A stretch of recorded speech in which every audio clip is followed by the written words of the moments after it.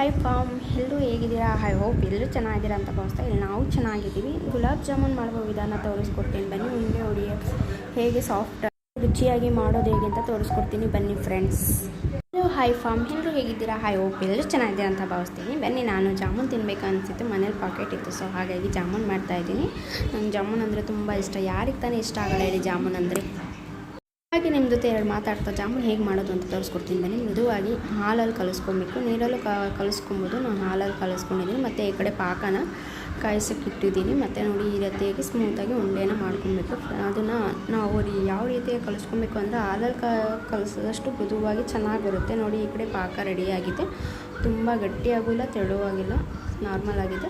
So ಇಷ್ಟಿಷ್ಟೇ ಉಂಡೆ ಮಾಡಿದ್ರೆ ಅದು ನಾವು ಮೃದುವಾಗಿ ಮಾಡಿರ್ತೀವಲ್ಲ ಜಾಮೂನು ತಾನಾಗಿ ಅದು ಆಕಾರ ತೊಗೊಂಡಿರುತ್ತೆ. ಸೊ ಈ ಕಡೆ ಪಾಕ ರೆಡಿ ಆಯಿತು. ಇವಾಗ ಎಣ್ಣೆ ಇಟ್ಬಿಟ್ಟು ಬಾಣಲಿಲಿ ಉಂಡೆಗಳನ್ನ ಕರಿತಾ ಇದ್ದೀನಿ. ಜಾಮೂನ್ ಅಂದರೆ ಯಾರಿಗೆ ಇಷ್ಟ ಆಗಲ್ಲ ಹೇಳ್ರಿ?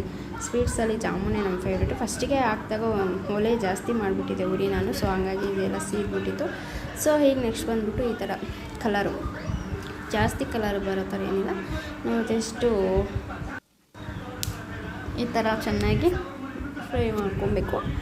ಸೊ ಫಸ್ಟೇ ಪಾಕ ಮಾಡಿ ಇಟ್ಕೊಂಡಿರಬೇಕು. ಅದು ತಣ್ಣಗಾದ್ಮೇಲೆ ಅದಕ್ಕೆ ಉಂಡೆಗಳನ್ನ ನೋಡಿ ಉಂಡೆಗಳೆಲ್ಲ ಕರ್ದಿತ್ತಾಯಿತು. ಈ ಥರ ರೆಡಿಯಾಗಿದೆ.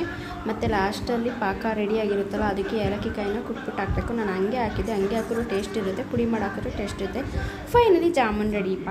ತುಂಬ ಸ್ವೀಟಾಗಿತ್ತು, ಚೆನ್ನಾಗಿತ್ತು. ಬನ್ನಿ ಫ್ರೆಂಡ್ಸ್ ಜಾಮೂನ್ ತಿನ್ನೋಣ. ಹಾಗೆ ಯಾರೇ ನನ್ನ ಚಾನಲ್ ನೋಡ್ತಾ ಇದ್ದೀರಾ ಸಬ್ಸ್ಕ್ರೈಬ್ ಆಗಿ, ಲೈಕ್ ಮಾಡಿ, ಸಪೋರ್ಟ್ ಮಾಡಿ. And thank you friends. Jamun ಅಂದರೆ ಯಾರಿಗೆ ಇಷ್ಟ ಆಗಲ್ಲ? ಬನ್ನಿ ಜಾಮೂನ್ ತಿನ್ನೋಣ.